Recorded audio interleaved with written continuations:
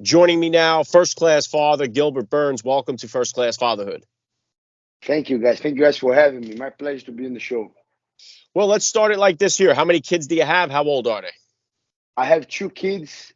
Pedro Benai is my oldest one. He just turned 10, February 25th. And I have Joshua. He's 8 years old. He's turning 9 in August. Very cool. You got two boys. You gonna be trying for the girl, or you all done? If it's my choice, for sure, girl. I want to try one more. But my wife, we had a very hard pregnancy. Both of the guys, she was kind of sick the whole pregnancy. So I want one more, but I didn't feel what she felt, so I kind of get it. She don't want anymore. We respect each other, but if it was up to me, one more. If it was up to her, not anymore. So we maybe I hope one more. All right. Yeah, I understand. Yeah, we have three boys, then got our girl on the fourth try. We went through some tough pregnancies too. We had several miscarriages along the way, so I Wow. understand the process can be tough. If you could, Gilbert, please just take a second to hit my listeners with a little bit about your background, if you could. Yeah. So I'm Brazilian. I born and raised in Brazil, Rio de Janeiro, and I'm 36 years old. I fight in the UFC. But growing up, I'm the middle brother. I have two brothers that grew up with me in Brazil, and little not little, but tough neighborhood, tough growing up. Never starved, never was that bad, but a lot of tough times, like cut in the water. Didn't have power for several days. Just the same food, kind of oatmeal for weeks. Uh, but yeah, very tough growing up. But my parents still married in Brazil. I'm trying to on the process to bring them to come here to America, but the visa was declined twice. But yeah, tough growing up in Brazil. Early age, when I was 12 years old, my dad put me and my brothers into martial arts, and we fell in love, and we never stopped. My youngest brother lives here in the U.S. too, here in Florida. He fights in the UFC, has one daughter.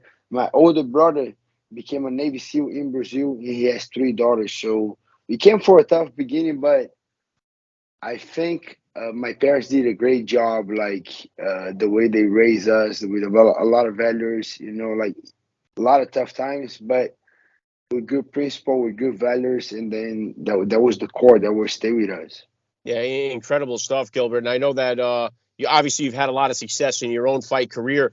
But one thing I asked Renzo Gracie when I had him on the show about this too, because one thing in the United States here, we got a real fatherless problem in our country. We have so many kids that are growing up without that father figure in their life.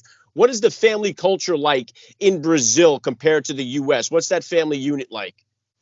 It's kind of like similar, We have a lot of orphans, a lot of kids growing up without a dad.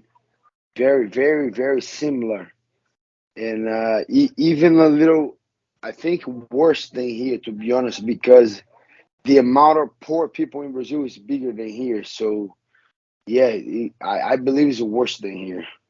Man, well, take me back to the beginning then, 10 years ago, to your fatherhood journey then. How old were you then? I guess 26 when you became a father. And how did that experience kind of change your Yeah, perspective on life? he changed the whole perspective because I came from a lot of I do believe I don't have a lot of bad trauma coming up, but I passed through a lot of things that kind of built me on who I am today.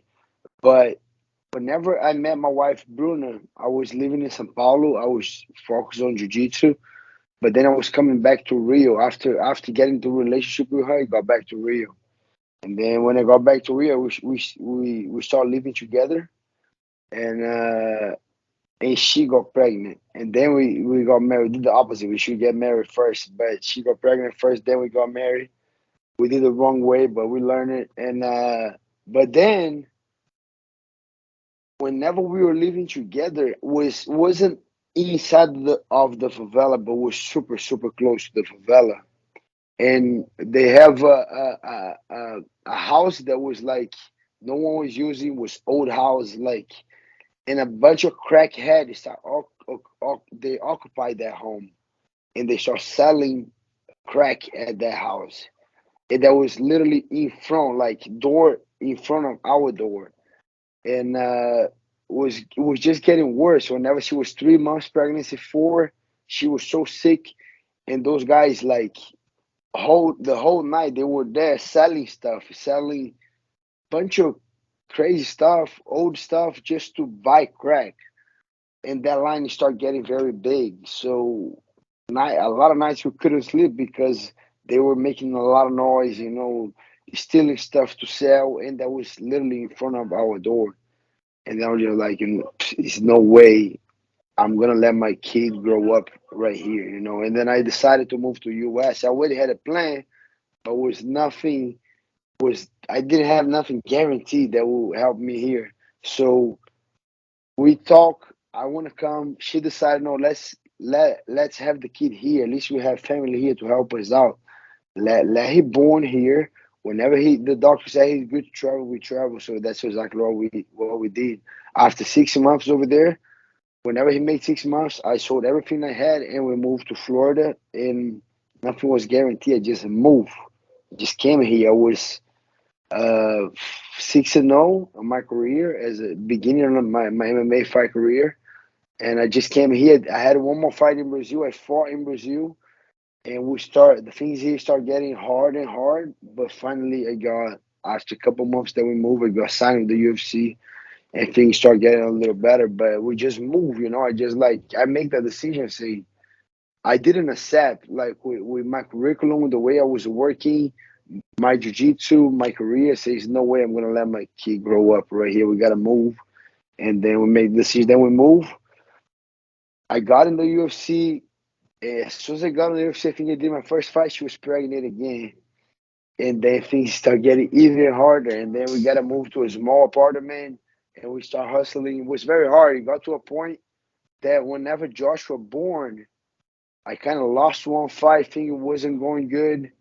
And I remember she started cooking just to kind of sell meals to help with everything. And then I was teaching in the morning. I was doing seminars. I was working every job that I could, and eventually I was getting better in the UFC. I was moving up in the ranks, and I was getting better pay. I was able to secure take care of my family. But yeah, we got a lot of fight together, me and Bruna. And I think that's the thing because my relationship with Bruna is so strong that the kids see it. Like it's nothing that they're never gonna see me hitting Bruna or yelling at her or said or something like that. So I think that's the main thing. We gotta lead by example. It's not just saying stuff, but my kids see the way I treat my wife, the way I treat their moms. That's the first, and then we kind of trying to establish that at home with the respect is first, and we just have one rule at home, only one rule: you can't not lie. If you messed up, just hey, I messed up. I don't know. I don't know. Whatever I did, this you're not gonna get in trouble. But if you got you in a lie, yeah, you might get hit and you're gonna get in trouble. Yeah, listen, your story is an incredible one, and it's a one on perseverance and everything else. But I'm with you there. I have two teenagers, and I tell them the same thing with the lying. And when I catch them in a lie, I say, I'm not upset that you lied to me. I'm upset because I can't trust you anymore. It's like Yes, that's the I know. problem with that. It's so severe when they do that. It's just because you don't want them to, if they're lying about the small things, you want to be able to trust them when things become real issues and stuff like that too. But I know obviously you say your relationship with Bruna very, very strong. What about your relationship? I know usually post fight you always give glory to God. What I want to ask you about your faith. How important was your faith during this whole journey that you had, and how important is your faith in raising your kids as well? No, my faith is what bring me here. I keep saying that I wasn't the way I grow up. If I don't, the way was so hard that I wasn't supposed to be here. But I'm super blessed. I always put God in first in my life. Like we've been in church, we've been serving the serving Jesus, serving in the church, helping each other, and growing up our relationship with God because I do believe we're here for a reason, but the first reason is to serve Him. The first reason is because He gave His Son Jesus for us, and yeah, we have a strong relationship. We try. Me and Bruna, we this year we start reading more and more, studying more the Bible. So we had one little space in the morning. Sometimes it's very quick, but at least we get one chapter in the morning, and then we get another chapter at night, and we always kind of talk about trying to grow our relationship with God. But yeah, I always had a faith, and even those times that I gotta make a hard decision, I literally put my knees on the floor and then I pray and then I ask. And whenever I felt that that was the answer, I was just going. And then I moved from Rio to São Paulo, from São Paulo back to Rio. From Rio, we nothing guarantee. I moved out of out of my country and come to US here to Florida and start a life. But I always had a confirmation, or I always put my knee on the ground and I pray and I get a confirmation. When he confirms, I have no doubt of it. People say, hey, boy, you crazy. What are you going to do? I don't know. I'm going. And it was just like that. And that happened a couple times in my life, but God was in control. Yeah, great stuff. And I know your wife is a black belt as well, right? Brazilian Jiu-Jitsu. You obviously are a black belt in Brazilian Jiu-Jitsu. So you guys are obviously very good at that, very disciplined people. But what kind of disciplinarian are you as a father? And is that different than the discipline style you grew up with? It's so hard too. Those kids sometimes they come with different problems to solve. School and a lot of different problems. So we gotta be disciplined because sometimes I got caught up in my career. Sometimes I gotta be an athlete. You gotta be kind of more focused on me.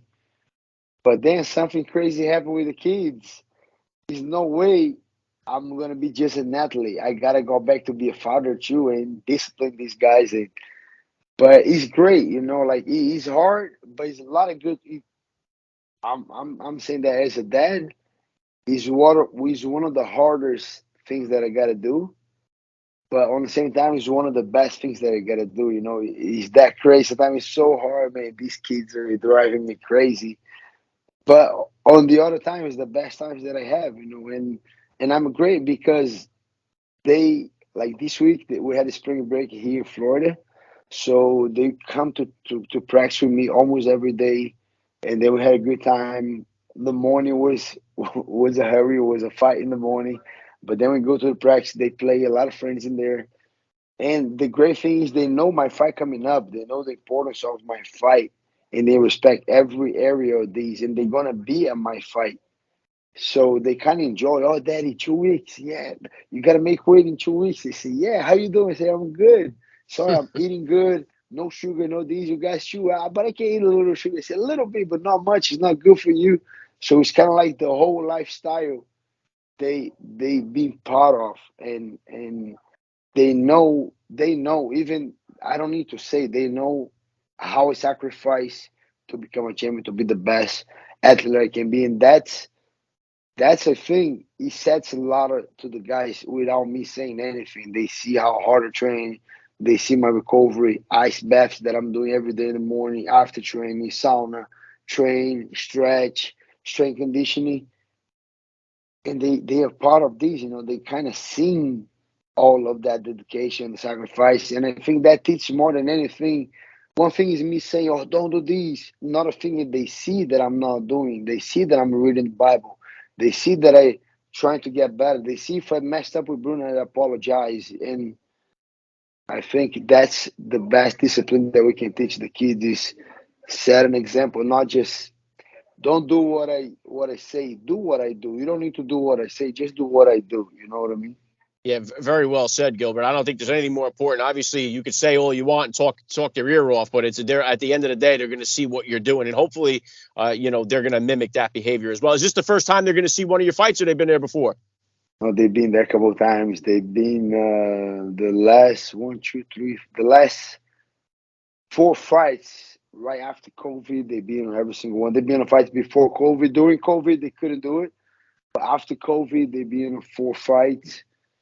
Yeah, Jacksonville, Vegas, Brazil. Yeah, now there's gonna be the fourth one, but they've been in a bunch of fights, a bunch of grappling matches.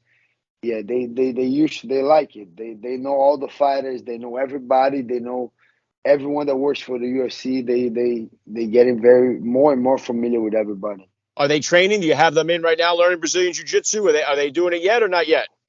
I had it. They used to do a lot and they love it, but now not now, maybe 2 years from now, they fell in love with football and they're doing flag football. And I love and I support very much.